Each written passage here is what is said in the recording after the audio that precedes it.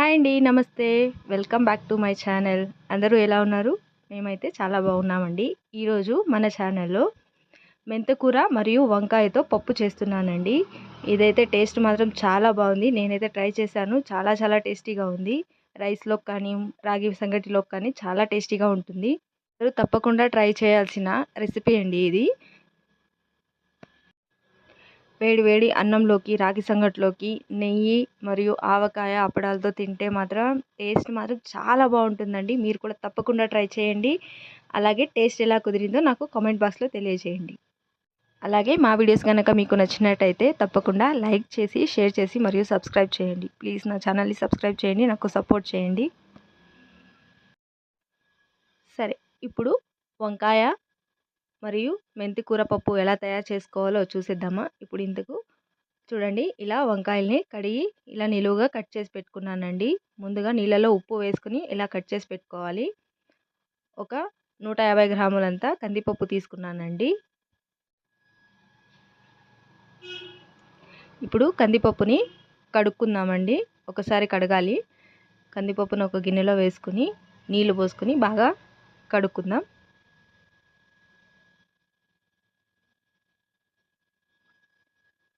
ఇప్పుడు ఒక కుక్కర్ తీసుకున్నానండి.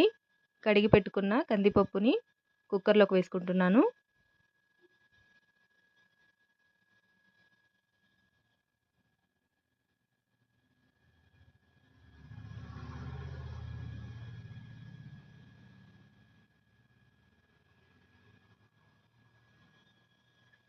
ఇప్పుడు టమోటో మరియు చింతపండును కూడా ఇందులో వేసుకుంటున్నానండి. ఒక పెద్దవి ఒక 5 టమోటాలు కట్ చేసి పెట్టుకున్నానండి. ఒక చిన్నదంతా చింతపండును కూడా తీసుకున్నానండి. ఒక 10 పచ్చిమిరపకాయలు మరియు ఒక ఉల్లిపాయను వేసుకుంటున్నాను.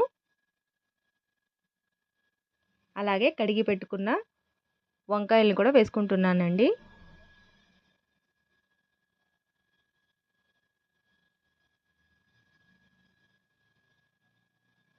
ఇప్పుడు కడిగి పెట్టుకున్న ఒక 2 కట్టలంతా మెంతి కూరను కూడా వేసుకుంటున్నాను.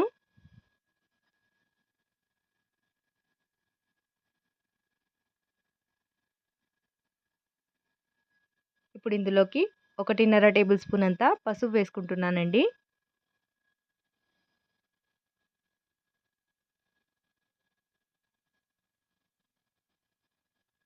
ఇప్పుడు పప్పు ఉడకడానికి సరిపడా నీళ్ళను పోసుకుంటున్నాను.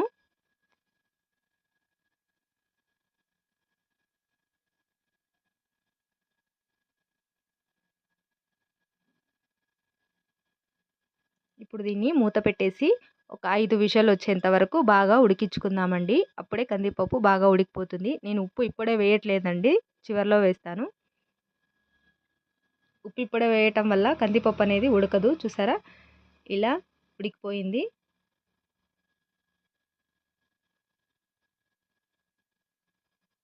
ఇలా కరెక్ట్గా ఉడకాలండి. ఒక 5 విజిల్లు పెడితే కరెక్ట్గా ఉడికిపోతుంది.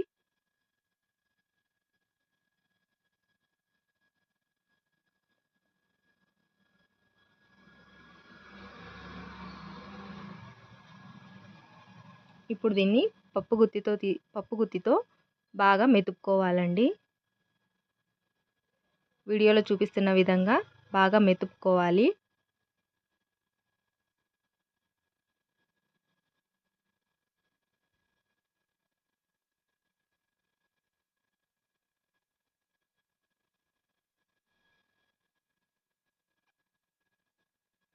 కందిపప్పు ఎంత మెత్తగా ఉడికితే అంత టేస్టీగా ఉంటుంది.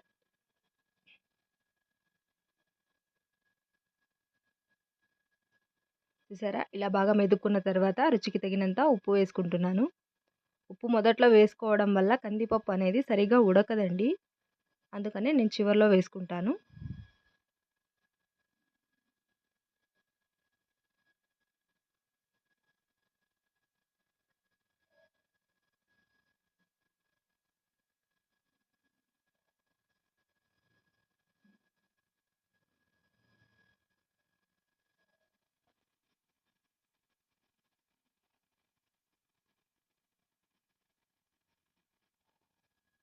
చూసారా, ఇలా రెడీ అయిపోయిందండి.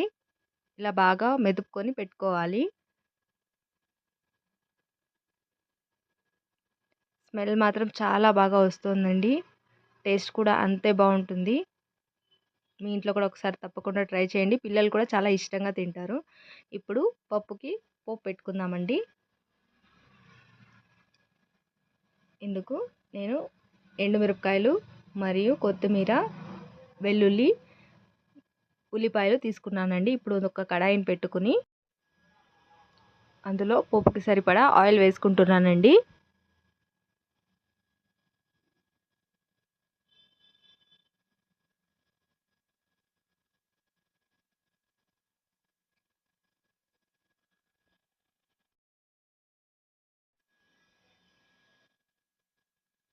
ఇప్పుడు ఆయిల్ హీట్ అయిన తర్వాత కొద్దిగా ఆవాలు వేసుకుంటున్నాను.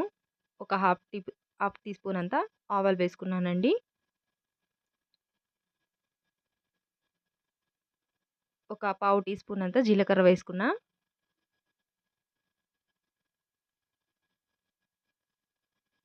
ఇప్పుడు దంచి పెట్టుకున్న ఒక పెద్ద వెల్లుల్లి రెబ్బని వేసుకున్నానండి. అలాగే ఎండుమిర్చి వేసుకున్నాను.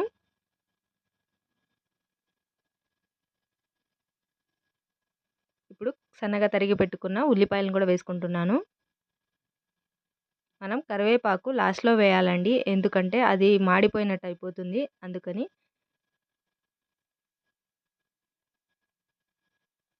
ఇప్పుడు ఉల్లిపాయలు బాగా వేపుకుందాం. గోల్డెన్ కలర్ వచ్చేంత వరకు బాగా వేయించుకుందామండి.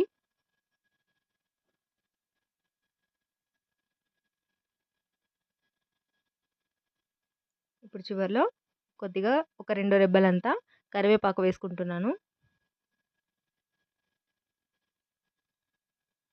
దీన్ని కొద్దిగా ఆయిల్‌లో చిటపటలాడిద్దాం.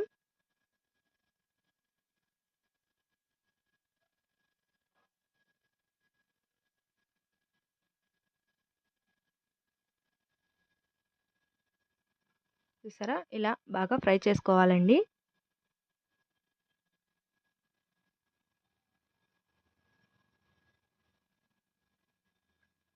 ఇప్పుడు తాలింపు ఉడికింది. పప్పును తీసి తాలింపులోకి వేసేసుకుందాం.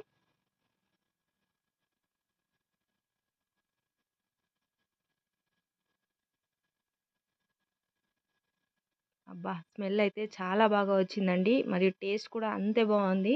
మీరు కూడా తప్పకుండా ట్రై చేయండి.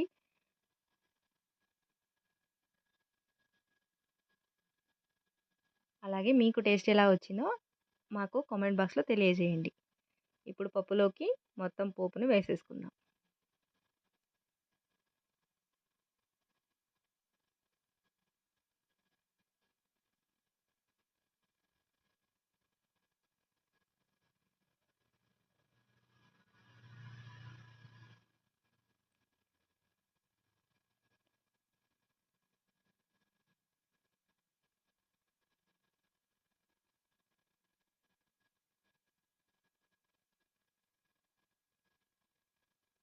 చూసారా?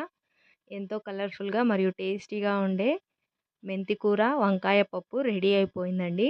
వేడి వేడి రాగి సంగటిలోకి తింటే మాత్రం ఆహా! చాలా టేస్టీగా ఉంటుందండి. మీరు కూడా తప్పకుండా ట్రై చేయండి. అలాగే మా వీడియోస్ గనక మీకు నచ్చినట్టయితే లైక్ చేసి, షేర్ చేసి, సబ్స్క్రైబ్ చేయండి. ఇప్పుడు చివరిగా కొత్తిమీరను వేసేసుకుంటున్నాను.